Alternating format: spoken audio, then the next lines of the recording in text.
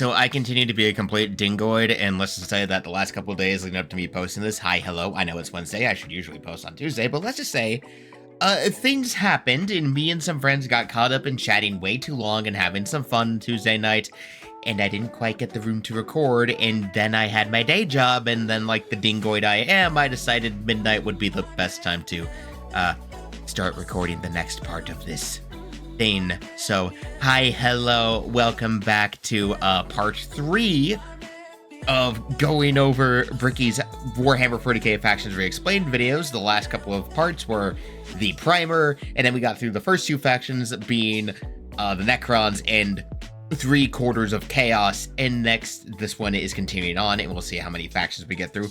This time, in between my yapping and letting Bricky actually talk, I'm not tired, thankfully, so I should be good, but it is yet again, by the time I'm done recording this, I'm just immediately jumping off my chair and into my bed and just conking the hell out. So, that said, again, reminder, support Bricky. Original video is down in the description below. Like, comment, subscribe, all the YouTuber stuff. Do that to Bricky first if you haven't, and then come back here and do that stuff. All the usual recorder things. And hey, I'll see y'all in the comments if anyone has any extra knowledge they would like to impart on base of the factions we cover in the video. Or maybe some corrections of my own misinformation or other stuff, because you know how it is. Anyway, now to get going. Alright, we're back. So as we left off last time, we were getting to the Eldar after most of Chaos because, well, we're going chronologically, and we can't talk about Slaanesh until we talk about the Eldar, who I have never forgiven, and I will continue to stand by the point that I have not forgiven the Eldar for anything they have done, ever. And anyway, Bricky, please educate us. How bad did the Eldar have it? Please do educate. The Eldar are a race of pointed-eared humanoids that are all psychically attuned to the warp. If we're being meta here, these are space elves, and these elves ruled the galaxy in the time the Necrons went to sleep and humanity began to rise. The Eldar's empire was galaxy-wide and lasted for longer than any other galactic power that we know of. Their understanding of all things was exceptional. With every single one of them being Seikers, they had the ability to master the warp and use it to their advantage. Again, I gotta hand it to the Eldar. At least their armor does look pretty cool, though I'm not too sure how I feel about the pinhead helmets. It is, I don't know, man, the pinhead helmets are a little weird. But hey, space elves. What can you say? Still, it is a cool facet that they are an entire race of Seikers, you know, with psychic energy, but that is kind of their downfall, as Bricky will surely get to. You know, the whole spawn a new chaos god thing, you know, that's a bit of a elephant in the room for now. See, being a Seiker is basically like being a wizard, or I guess in this case it's more of a sorcerer, since you are born with the gifts as opposed to learning them. In order to utilize your psychic abilities, however, you must then reach into the other dimension, into the warp, into hell for that power. So if you were to say, cast Fireball, your mind would reach into the warp, gather the strength to rewrite reality. I am distracted by the LARP footage in the background. I understand what Bricky's saying because I already understand how Seikers work, so it's not a thing I really need to comment on. I'm just fascinated by the choice of footage. To then cast Fireball. Now, wait a minute, what's Bricky? Hold up. Hold up. Bricky, what's Bricky's tattoo? Hold on a second. What is that tattoo? That is... Oh my god, it's a candy apple! Wait a minute! Am I right? Is that a candy apple on, like, a chain or something? Wait, did he actually? Okay, for quick context, we will pause the video. For quick context, and I've seen it through the clip, in one of his streams, Bricky talked about the fact that he is a big customer for some local, well, near to him local place, he lives in California, near to him place that sells these candied apples, which are coated in like all kinds of stuff, and apparently he gets them a lot, especially when he has the munchies from doing recreational drugs. And apparently it was so bad at a point that he started to delete the order confirmation emails so his assistant wouldn't see them and judge him for wasting a bunch of money on fancy candied apples. And I can only presume that this has continued on to this day, because, you know, we all have our vices. And apparently, apparently Bricky's is candied apples. So I don't know if that's actually what the tattoo is, but if it is, that is hilarious, and I hope it's because he lost a bet. To then cast Fireball. Now, you might think to yourself, doesn't that mean... But also, I could be completely wrong. Anyway. If you are opening up a power to the warp, you may create a lot of risk to yourself because... Hey, remember what I said about how Seikers using their powers is basically an open call for warp demons to just use them as a goddamn portal? This is why. Exactly this. It's exactly what I said earlier in the other videos. Because of all the horrible things we just talked about in the warp? Yes. However, in Warhammer 40k, will just the blunt yes.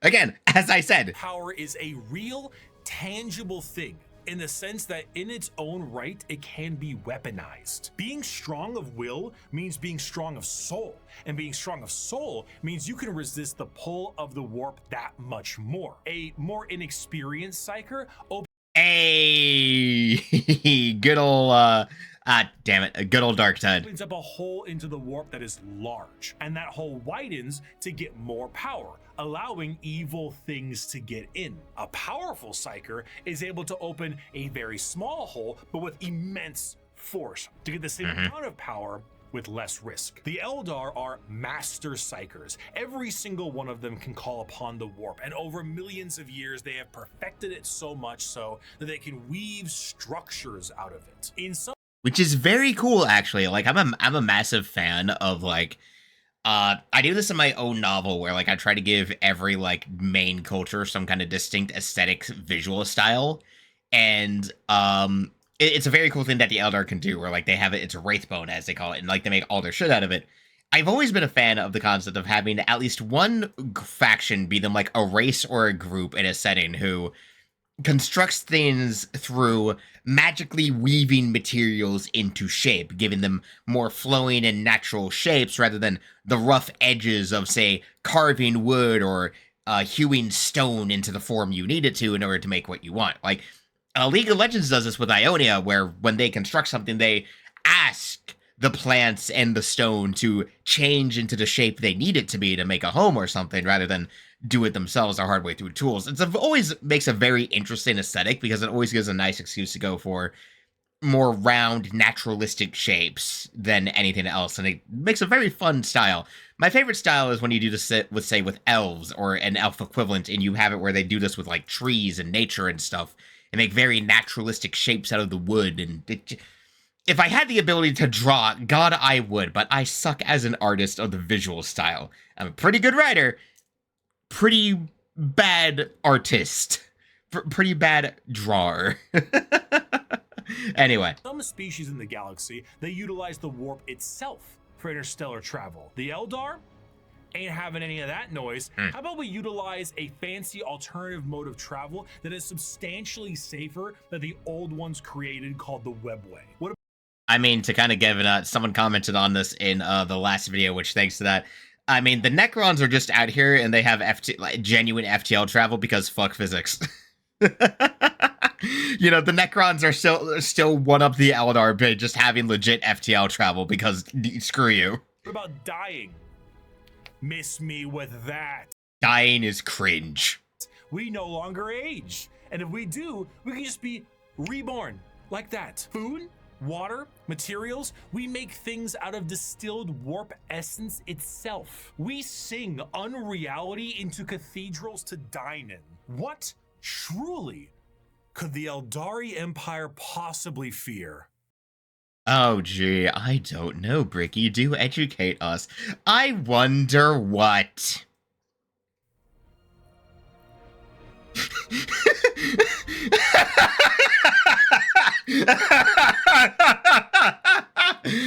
damn it! Fucking knife ears. Oh, that's way funnier than it should be. Yeah, like I said, it was all the Eldar's own fault that Slaanesh happened, and this is why. The Eldar Empire's I pray that like Bricky's suggestion to his editor was just take an image of me, warp it, and badly slap on Alfier's. Oh god. His biggest fear was themselves. Mm-hmm. Society so perfect they wanted for naught, and this led them down dark and dangerous paths. Yeah, because when you want for nothing and you have everything laid out for you, well, then you just got to chase the higher highs of more and more stimulation, right?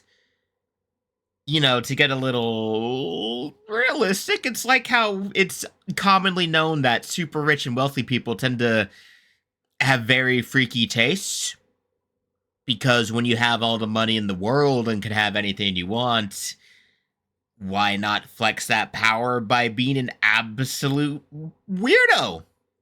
Or in the case of the Eldar, do it because you're trying to pursue new highs because you're bored out of your goddamn fucking mind. See, this is part of why immortality kind of sucks as a concept, because when you're immortal and everything's fine and perfect, how long until you just get really goddamn bored? You know, like, at what point do you just get so bored out of your mind you decide to be psychotic just to feel something? That's kinda what the Eldar did here. Bricky, please explain. I say as if I'm not pausing a video. When the base functions of society are no longer a problem for you, you tend to experiment. Perhaps the medium What did I just say? rare steak on your plate would be better if it was elf meat. Hey, I'm not saying we should make cannibalism legal, but like, what's the issue with a little taste? Violent sports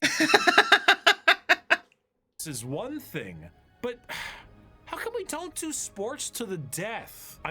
Wait, what? Hold up. Not this one, though. That's differently. Elves aren't cool nor dumb enough for football. Oh, wait, hold on. Oh. I mean, I'm just saying, like, if both participants are willing and clear about it, like, what really is the problem there, you know? Art is in the eye of the viewer, and what is considered art is completely up to the concept of one's own interest. A canvas, blood of a man wronged, is truly the visual poetry that our society needs. Hedonism, with a slow and consistent hedonism, the Eldar slid backwards into debauchery of the sort I cannot discuss on this YouTube video. Yeah.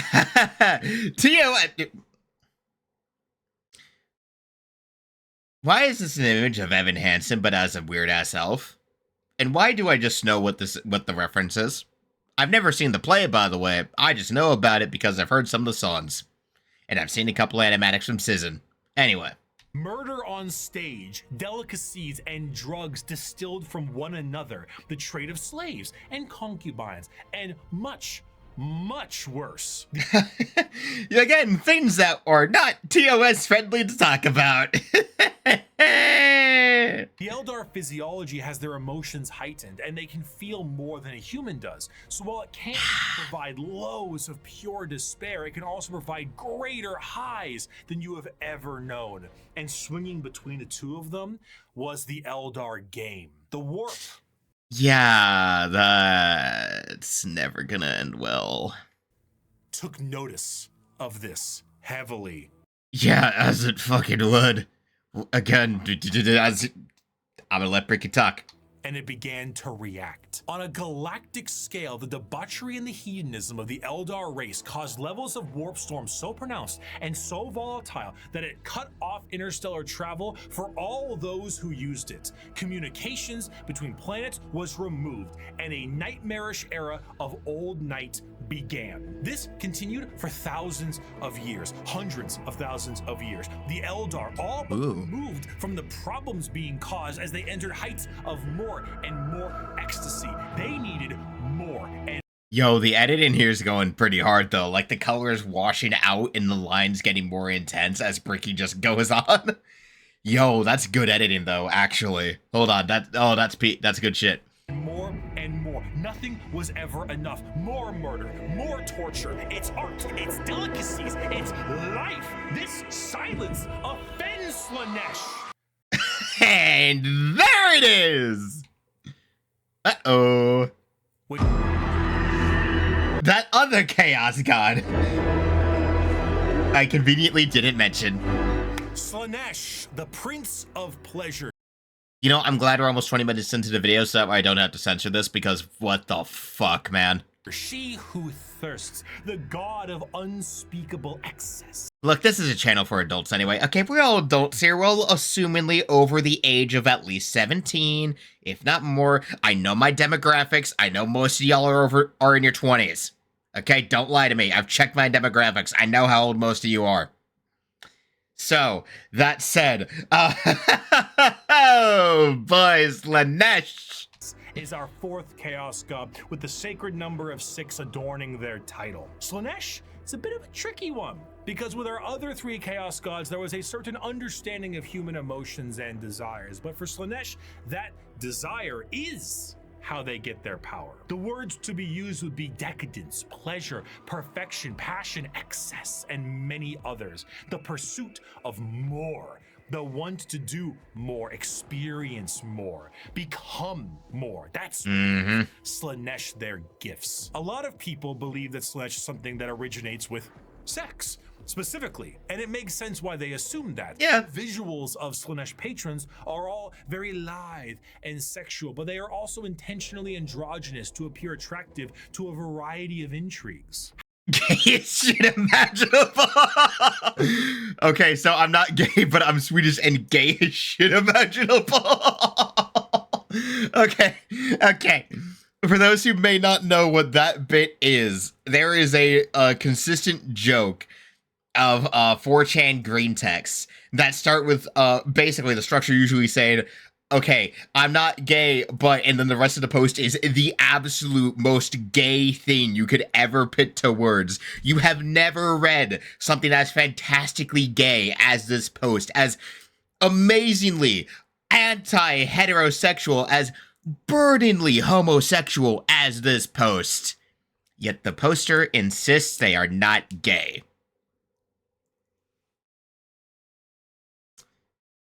Wait, what's this on the... Tom, I don't get that bit. I don't get leaving that undone. But anyway, yeah, that's that reference. That's really funny, actually. So just understand that is a genre of green text, and that's what this is. It is a very funny genre, though, because it's always like, okay, the question, how far is it gonna go, though? How far is it gonna go in the attempt to not admit they're just gay? Bisexual at minimum. Anyway, I say this as a fucking autistic heterosexual person, okay? That's its own fucking category, okay? Autism makes you weird with all kinds of things, no matter your orientation. It is what it is.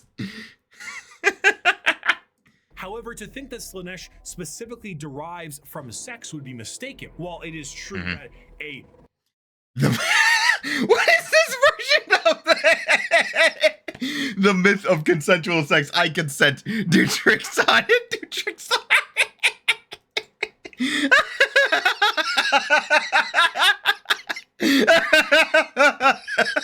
What the fuck? Lot of humanity's actions can relate to getting laid, and Slaanesh is the dark prince of desire. It's more on the lines of feeling an excess of an emotion. It is excessive touch and scent and desire, and a lot of that has to do with sex. That's why it looks like sex, but it's more than just that. A patron of the arts. Oh god, the Funko Pop collection. Yeah, you know, the Funko Pop collector does feel oddly Slaanesh-y coded. Okay, am I going crazy? Or is this wall 2 of every Funko? So that way one can face forward and one can be the little image on the side. Or am I just crazy? Okay, no, I am just a little crazy. But I swear to God, that's what it seemed like for half a second, and I was about to lose my shit. But it's not. But also... Okay, like the average Funko Pop is like, what, $12 USD? A wall full of them? Some of them, the 2-packs, that's like... I mean, look, I got a closet shelf full of plastic crack in the form of various Gunpla models. And I got another shelf full of books and video games. You know what? No. Actually, I'm justified because at least the models are a constructive thing to do with my time because I have to build them myself and take care to make sure they're properly constructed and actually usable. The books have entertainment pleasure as entertainment use as a thing to read and absorb myself in. And the games are also entertainment, and along with trading cards, those have value, those have worth. I could probably sell some of those off and make okay money. I have old pre-errata versions of goddamn Fireball Dragon among my fucking Yu-Gi-Oh collection that are probably worth a pretty good penny since they're pre-errata. Funkos are just useless hunks of plastic. So at least in those collections, I'm justified. This is just dumb. I mean, I don't even think they're really worth anything in resale value. Like, I mean, let's say a sneaker collection, that's worth something. Sneakers are worth a lot of money. This is just excessive consumerism. Which is indeed very Slaaneshi coded, though. That is indeed very Slaaneshi. I can absolutely see a Funko Pop collector being a Slaaneshi worshiper in their own weird way. That is kind of the thing, though. Like, I mean, obviously Bricky's going into it, but Slaanesh, like every other Chaos God, is multiple facets in one, both positive and negative. But because the warp is a fucking nightmare mess, it's mostly the negative that's accentuated because, you know, we can have nothing good in this fucking universe. You know, again, the Chaos Gods, not good things. You don't want to be a Chaos follower. It's not going to end well for you, even if they do have some positive connotations. Again, unfortunately, the positive connotations are buried under the mountains and absolute mountains of negative shite that gives them the forms they have. Not a good thing. Again, I say, Ave Imperium. Also, there's another Space Marine 2 update coming soon, so I'm definitely going to be checking that out, because yay, new co-op mission anyway. Space Wolf players going to eat good, though. They got the chapter package this time. Good for them. May feed Slaanesh, one that aspires to become the perfect chef or master of their craft, and the sheer pursuit of that alone will feed Slaanesh. Whiplash is Slaanesh's absolute favorite film. Oh my god. People beat Elden Ring on a dance pad, feed Slaanesh. There are no two words in the English language more harmful than good job. Fair point. That's a lot of fair points, actually, when you think about it. Like, okay, genuine, like, yeah, no, I don't. What is the craziest controller someone has used to beat a Souls? Like, I don't think I don't think you can top a dance pad. Like, I genuinely don't think you can top using a dance pad solely based on the factor of the physicality needed to do that. I know someone's used a Guitar Hero controller like a couple of times. That's crazy enough as is. But a dance pad. I've talked about it before in Souls-likes. People who do crazy challenge runs purely to say they did it scare me. Okay, like I'm pretty good at those games, but then the people who do challenge runs scare me because they're abnormally good. Anyway, moving on before I go off on a tangent and make this even longer because we're already almost 25 minutes in and we're, I mean, okay, to be fair, pretty okay. We went through the Eldar and now we're at the Slaanesh, but we'll probably have to double back to the Eldar real quick. But is there a line? No, man, no. This also You know, I like you doing some color correction to make the scene purple to fit with the Slaanesh theming. also moves into the concept of feeling. Sensation is a majorly Slaanesh-coded thing. It might start off feeling good, but then you get to play around a little bit, you know? Yeah. The pain, light pain, might not be enough, so you might want more. Or inflicting the pain could be your jam. Music can increase to volumes that may hurt your ears, and even then that might not be enough. Wait, what are these? Ouch my ears, just ouch my ears for every single one of these. There's actually some people who've done a really interesting job of trying to imagine or bring to life what it would sound like from, say, a Slaaneshi noise marine. What would it sound like? What would a literally face-melting guitar solo sound like? And yes, unironically, guitar solo. Yes, 40k is wacky enough that there are giant Chaos Space Marines who rush into battle, slamming out on a Space Marine-sized electric guitar to literally melt people's faces off. That is not a joke. There is artwork of it. There are models for those. It's not a gag, it's real, and it's hilarious. And it almost makes me wish that we could have a Slaaneshi Marine, a Slaanesh faction like the Emperor's Children in Space Marine 2, solely to get that. to have the sheer hilarious contrast of the ultra seriousness of the Ultramarines with the sheer absurdity of Slaaneshi units. That's all I ask for. That would probably push the game's rating a bit past M, because God is Slaanesh, as we've seen in the artwork, a bit, excessive. More. You must have more. Yeah, no, when it comes to Slaaneshi music, that stuff is on full volume, 100 volume, full bass boosted, absolutely destroying your ability to hear. Many of the disciples of Slaanesh carry a demonic form in their lithe grace. The Keeper of Secrets is his chosen envoy, and their movements are a blur of dance and pain, with an aura all the more fatal. They dance and sing, but there's always a form of malice behind every action they take. An alluring gaze that will pull you in right before the demonic entity can crush you in that grip. Slaanesh's palace has 6 layers surrounding it, and one of them is the excess of gluttony, where the participants find themselves in a beautiful banquet full of the most delicious foods imaginable. Tables of delicacies and rivers of wine tempt the user to such a degree that they cannot stop stuffing their face. God. Things they are eating are vaguely tags feed us. One does not see themselves drown in the river of wine. They may soon fill their bodies up so much that they cease to function and fall over, becoming part of the banquet themselves. Tags feederism. God damn it. That is one of the 6 layers of Slaanesh's palace. So that so would that mean that like the layers of Slaanesh? I'll have to look this up, but are like the 6 layers based on the set? Yeah, gluttony, lust, pride. I mean, gluttony and lust definitely would make sense if it seemed off like the 7 deadly sins of some way, but I don't think that's the full thing. I need to look into that up because that's the first time hearing about that. Anyway.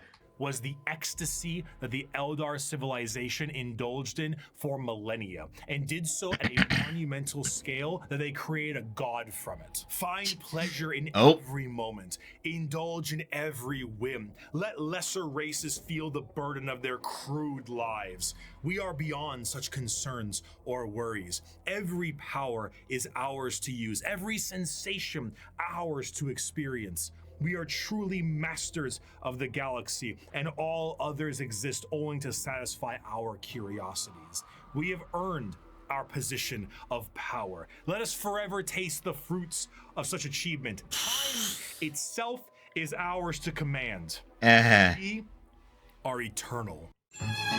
The Kane Goomza comes Satan. Yeah, that's what the Eldar did. Or to quote the TTS Emperor, they murder fucked Slaanesh into existence. Guys, you ever goon so hard, so collectively hard, you birth a god of excess and madness? You ever do that? You ever just get off and no nut god that? This is gonna be horrible. This is gonna be horrible. But do you think Slaanesh was born because the Eldar decided to collectively observe No Nut November, and then they got to December, and then it happened on literally the first day after NNN ended, and that's why Slaanesh was born? God, that's so horrible. Oh, that's horrible, but that's my headcanon now. Oh, God, that's bad.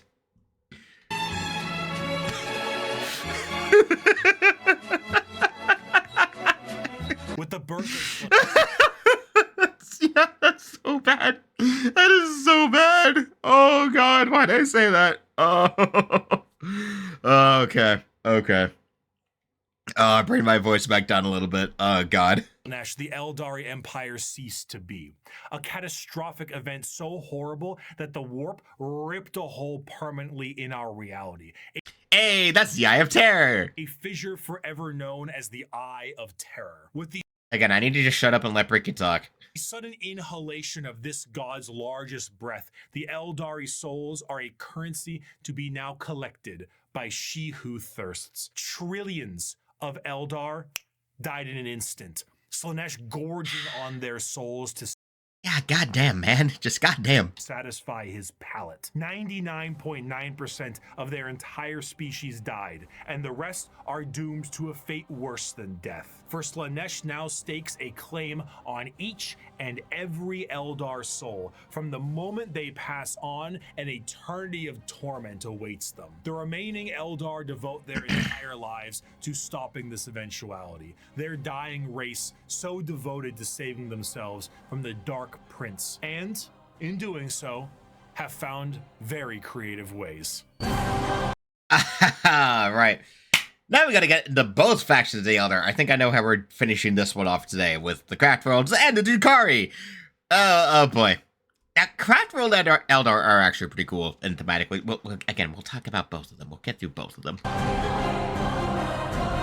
In the modern world of Warhammer, the Craftworld Eldar are the main force of Eldar in the galaxy and represent the elf style that many think of when you think elves in space. Fantasy elves in space, not those elves. We'll get to them. Also, hey, Mintara, good pick for a dark elf character to represent.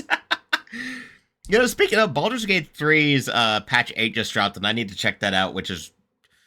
I still haven't finished a full playthrough of Baldur's Gate 3 because I'm a lazy bitch who can't stop making new characters and restarting my campaigns every 5 minutes. Like, I really just need to dedicate to a full playthrough, and I think because we just got patch 8 and that's all squared and there's not going to be any more updates with new content, I think it's finally a good time to do that, you know? Over a year after the game came out. Why am I like this? Anyway. A craft world is a monumentally large starship, the size of a continent, that acts as a form of flotilla during the highest reaches of hedonism. I do like that it is such a cool design, though, to have it where it's like, I've always liked the idea of like what you would call like a generation ship, right? Like ships that are meant to travel for long distances through space, either across the galaxy or in some cases through the literal void between galaxies and stars. Where on it, for the sake of this long distance stuff, you just have it where across these gigantic ships are environmental domes, which as you can see here, which are these yellow bubbles. These are environmental domes, and you can clearly see cities inside of them. It's always a very cool design aspect. Like, I know one anime series that does this really fun in a fun way is the Macross franchise, where part of it is that after like the events of the first anime, humanity has, together with a race of giant aliens known as I'm blanking on the names right now, but they're a race of like ancient giant warrior people, and humanity joins with them together. And that's Entails, thank you, I remembered. And they scatter across the galaxy after like humanity's population is now only like maybe a few million after a lot of stuff happens.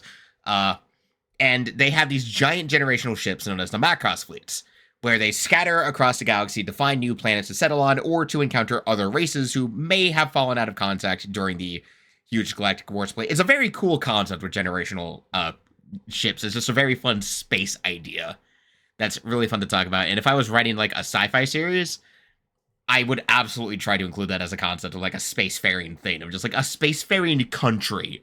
That's what Craftworlds are. They're spacefaring countries, basically.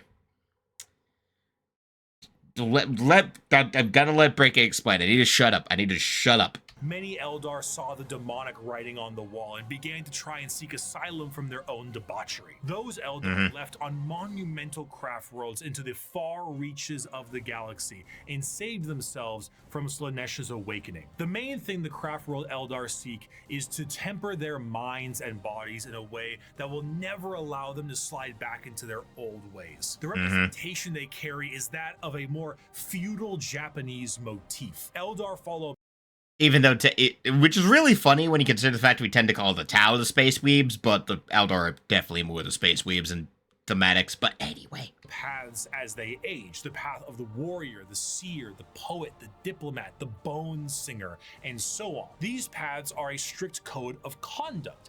Wow, God, these ship designs are actually really cool and how varied they are. Holy shit. To hone the heightened Eldar psychology down a school of thought and action. And if it sounds a hell of a lot like Bushido, well, you're damn right. Here's a medal and a soul stone. Don't lose it or an eternity of torment awaits you. This will allow you to take up not just a role in Eldar society, but keep your mind clear from the past worries that plagued them. Every Eldar is said to be a Seiker, however, very few of them actually utilize their psychic powers for fear of tempting she who thirsts. A large amount of emphasis is also put on ancestors of the Eldar and learning from them the farther you go down a path. This can sometimes be seen by the large variety of jewels adoring the armor of Eldar.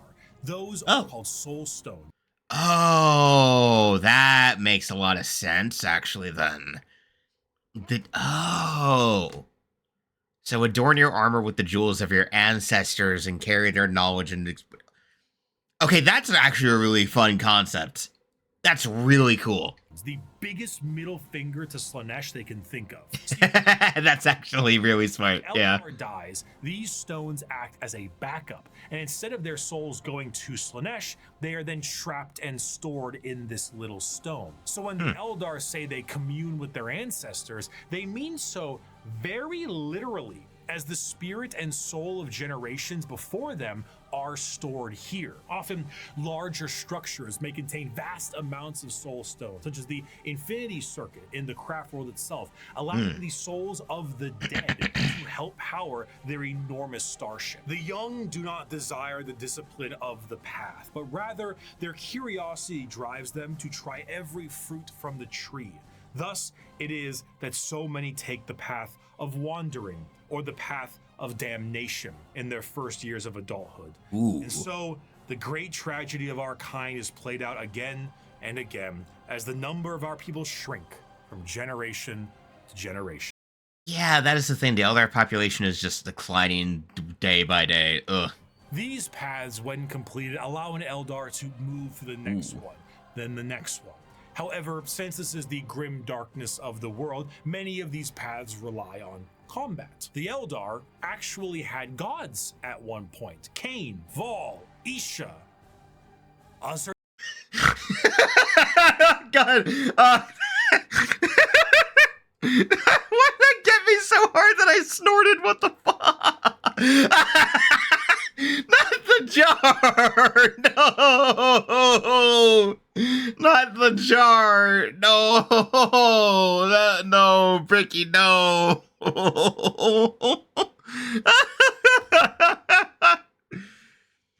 Oh god, I hope he mentions Segarak. Actually, hold on to dial back.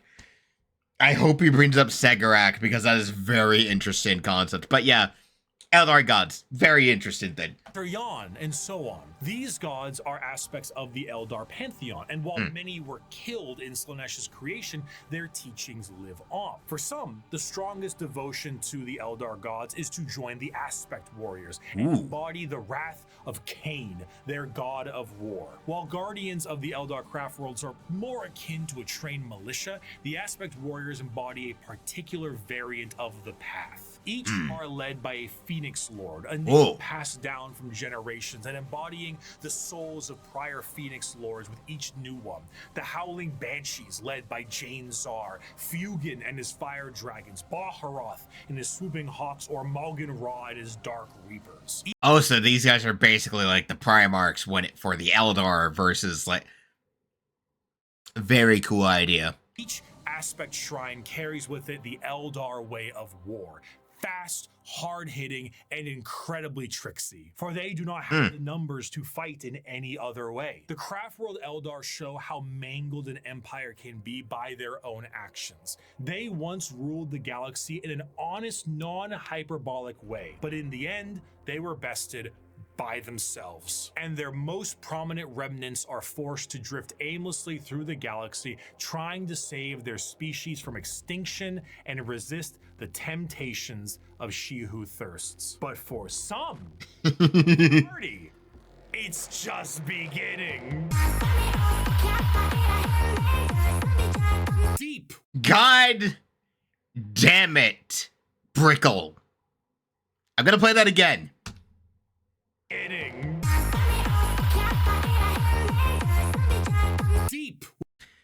Screw you for hitting me with caramel dancing in that remix. Fuck you. Just fuck you, Bricky. I respect it, but fuck you. Affectionately. God damn it. Of course that's what we're gonna do for the Drukari. God damn it. Of course we're gonna do that joke. Of course! What else would we do? Within the webway is the city of Kamara. This dark city once existed as a port in the webway that allowed for ease of transport for the Eldar between its various domains. The significance of this city meant that it— God, look at that shit. Ooh, just black spires of just hell, basically. needed to be a bit more of a neutral territory outside of the jurisdiction of general Eldar law, and therefore it was allowed to self-govern. This did not go well. The No, I imagine it did not. Dark City became the hideaway for all manner of sin. The Eldar flipped into debauchery on a galactic scale that it birthed a god, and this was the city you went to when that wasn't enough for you. that says a lot. You know that. Imagine that. You're engaging in a scale of debauchery that makes a god of excess merge into birth into reality so hard it rips a hole open in the core of the galaxy. And somehow that still is not enough for you. How coon-brained are you at that point? Jesus! So deep within the webway was that it existed as a blind spot to the horrors of the warp. So while the rest of the Eldar fled the downfall of their species, Kamara kept partying. Oh, yeah, and oh boy, we know how that went. Oh, no. Was birthed, they were saved the worst of it, thanks to them being nice and neatly tucked away inside the webway.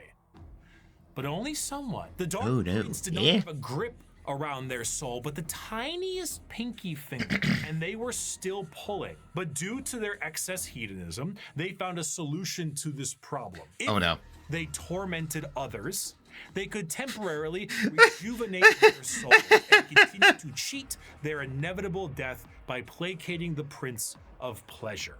Yeah, that's why they became such titanic assholes towards literally everybody. That reminds me of one of the funny little text-to-speech device one-shots. Well, not one-shots, one of their little audio log things that are meant to kind of be like a bridging between major episodes, where Lehman Russ, spoilers, but we talked about, but you know, we all know TTS at this point. I mean, I hope you do at least. Where Lehman Russ and party in the warp end up in Kamara while trying to leave after shenanigans ensue. Lots of shenanigans. The Shard of the Emperor gets a new body and technically gets reincarnated into the world, yada yada. Shenanigans, ha ha ha, funny, dad man is back. Lehman Russ is now also there, and then they get transported off to the main palace. And during that time, Russ decides to have a little fun and play like 20 questions with the Drukari and summons a few things to them. One of them an elf, one of them a very hilariously insane dwarf. And partway through, kind of starts to summon Slaanesh and then blue balls them.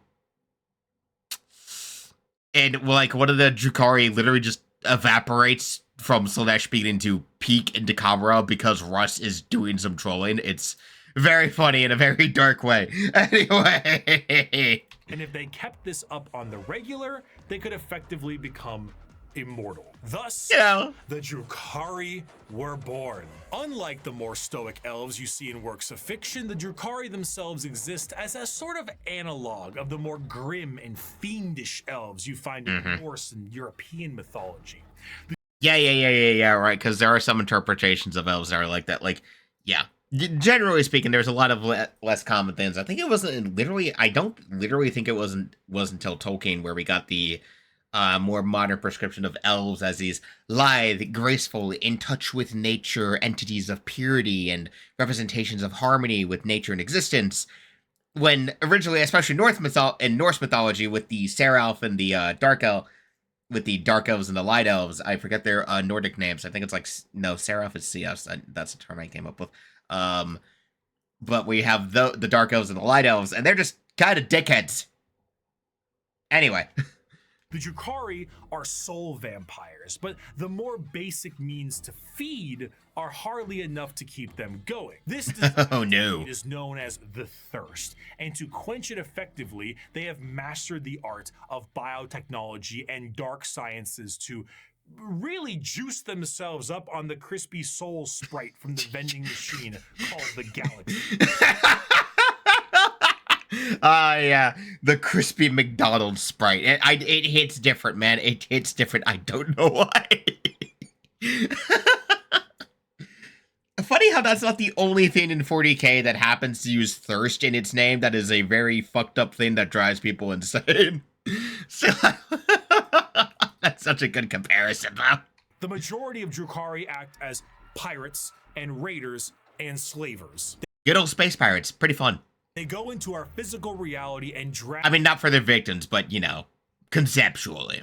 people back to Kamara to commit atrocities that go beyond any imaginative torture a human can think of. The Drukari are Yeah. in various groups throughout the Dark City to accomplish this in a more organized and extremely brutal way. The Cabals act as the main warriors of the city, led by their archons. Witches and succubi act as entertainment for Kamara in gladiatorial arenas, and the flesh-crafting homunculus keep Drukari alive and discover ever increasingly more painful ways to torment their ever increasingly large supply of slaves they are brought. The Oh, yeah. The Drukari are very fond of finding very messed up and creative ways to mess with the body. Like furniture, for example. They really like turning people into furniture for some reason. I don't know why. Eldar see the other inhabitants of the galaxy as little more than cattle, livestock that can be brought to bay or slaughtered at any time. Their fodder, however, is not meat and muscle, but the anguish and despair of the weak. The Dark Eldar do indeed drink blood, but also tears, and most sustaining of all, the raw essence of pain they wring out of their captives.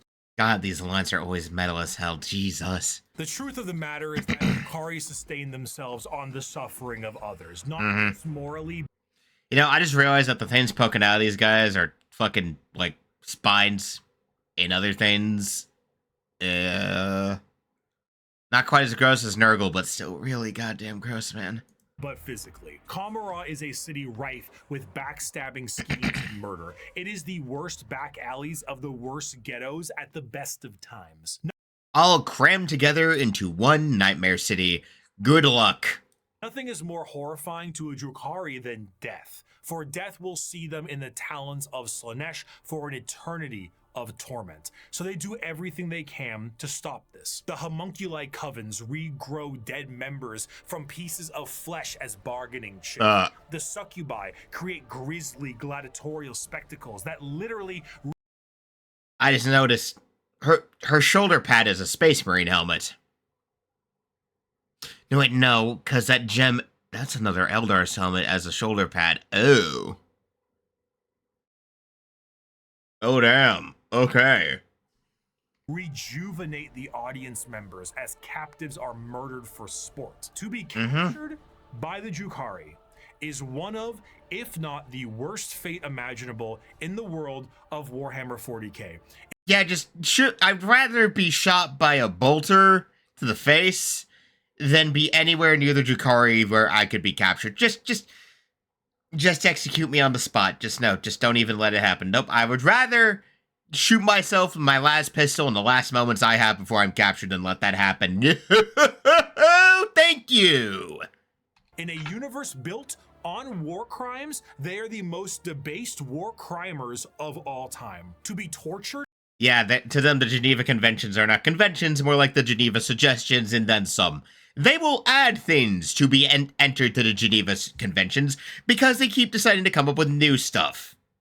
That is what the Drukari do. And sacrifice in the gladiatorial arenas is a blessing, for you have escaped the fate of being in the Fleshsmith's control group, or being turned into a living and breathing piece of furniture for an Archon's quarters. What did I say? What did I say? What did I say that the Drukari have a weird fascination with turning people into their furniture?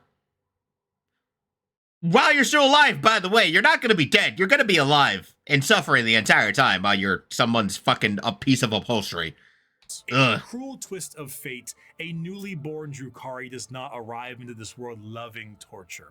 It is something they must grow to love. Grow to appreciate the suffering of other beings in order to survive in the world they have been brought into. If they succeed, they become some of the worst monsters in the known galaxy. A dark reflection to the Craftworlders and a taste of what Eldar society was like before the fall. If they do not succeed, they must find purchase elsewhere. Often those will join smaller parts of Eldar society like the Exodites or the Harlequins. Exodites believe in a pre-industrial variant of their society, often retreating to more lush worlds to ride dinosaurs and live off the land. Very cool, actually. Space elves riding dinosaurs fighting. That is actually a very cool aesthetic. Nice. But then the Harlequins, though.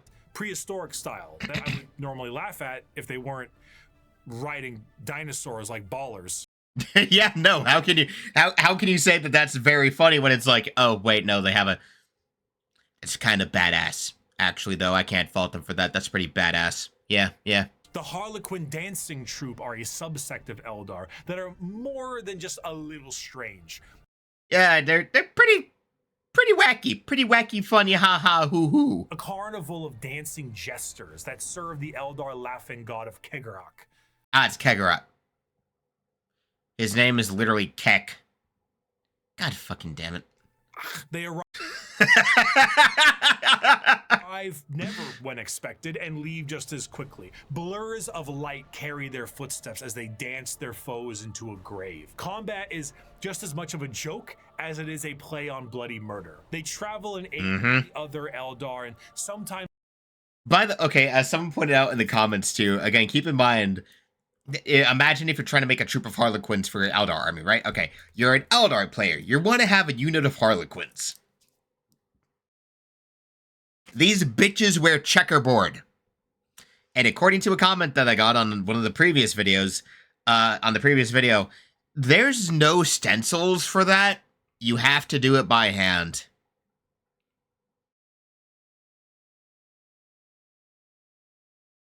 Another reason why I don't get into Warhammer, aside from the fact that I do not trust myself to thin paints enough to paint tiny little 20mm miniatures like that. Nope, no. even humanity for reasons we can never understand. Perhaps one day we would have, were they not stripped of their army book and folded into the Eldari Codex. Boo! Boo! Shame! Well, I mean, they can't unprint the old book anyway. So if, say, you want to play Warhammer in an older edition, nothing's gonna stop you. Same shit with D&D. They can't unprint old editions, goddammit. So I suppose it'll have to stay a mystery. Or maybe it was one of Kegarak's master plans to get back at She Who Thirsts and save their species. Yeah. Huff the copium. Yep, I'm right with you, Bricky. Who could know? Perhaps it was all a sick and practical joke to Kegarak, and he would just find it very funny to watch me unfold the discussion of one human on a tiny blue planet across the galaxy. Yep. Oh, speaking of. Finally! Ave Imperium, my boys, the Imperium and all their little sub-factions. You know, if there's any group that would absolutely justify probably taking up the next hour of this video, it's probably just going to be the Imperium and all of its subgroups. So, you know what?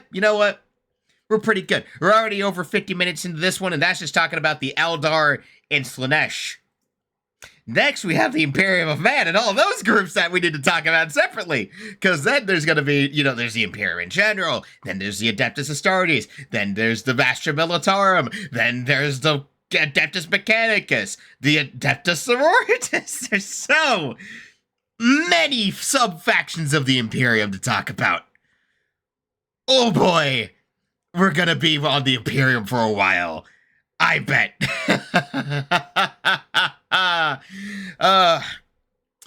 Ave Imperium, until next time. Oh boy.